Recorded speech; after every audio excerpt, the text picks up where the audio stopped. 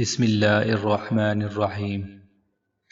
زندگی کے آدھے غم انسان دوسروں سے غلط توقعات کی وجہ سے خریدتا ہے۔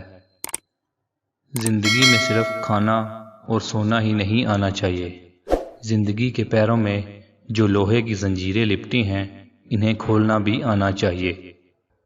عورت چاہتی ہے کہ مرد کا مستقبل اچھا ہو اور مرد چاہتا ہے کہ عورت کا ماضی اچھا ہو۔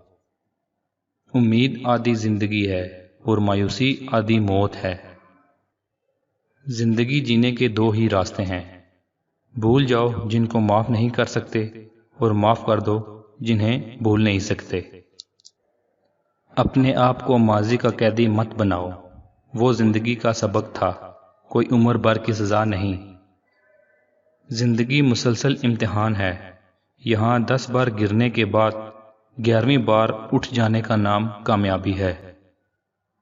زندگی آخرکار رلا ہی دیتی ہے، پھر چاہے ہم اپنے ماں باپ کے کتنے ہی لاڈلے کیوں نہ ہوں۔